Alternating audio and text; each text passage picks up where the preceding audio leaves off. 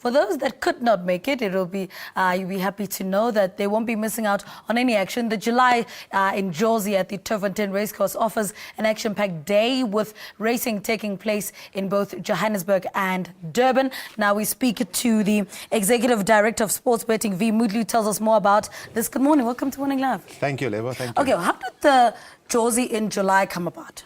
Well, Lebo, as you stated, the Vodacom Durban July is Africa's greatest horse racing event, and the Greyville racetrack in Durban can only hold about 65,000 people, so an overflow.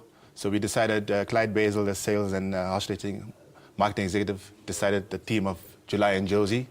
And at Turffontein Racecourse, we would expect about 8,000 to 10,000 people that don't get to Durban to be at Turffontein Racecourse. So let me get this straight. People in Jozi can bet on the horses in Durban. Is that how it's going to work? Yes, okay, yes. Explain that process to us.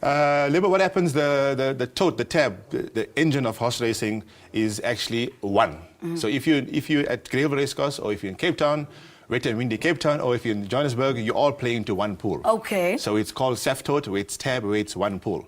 So if you're based at Turffontein or at Durban, whatever bet you take on the tote goes into one pool. Okay, so what's going to happen today at Turffontein?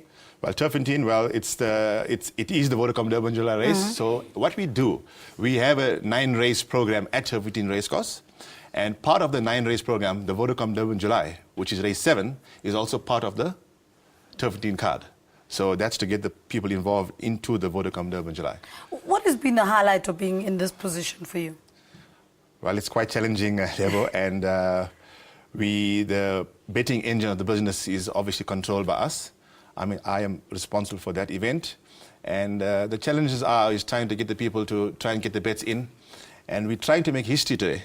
So I showed you the book, what we're trying to achieve today, and we have a massive pick 6 pool.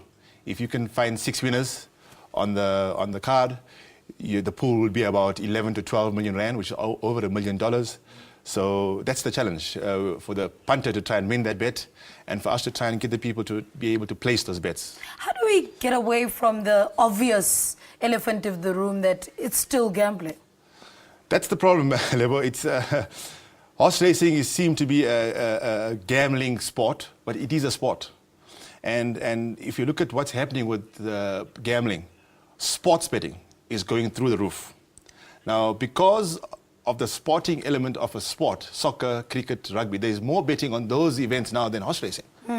But horse racing is tarnished with the gambling element. The reason being, for horse racing to support itself, we have to fund it through the tote. But with other forms of sport, they get the funding through media and through gate takings and sponsorships, which we lack in at the moment. So that's our challenge. All right. So the details today, what time do you start? How do people get a hold of you?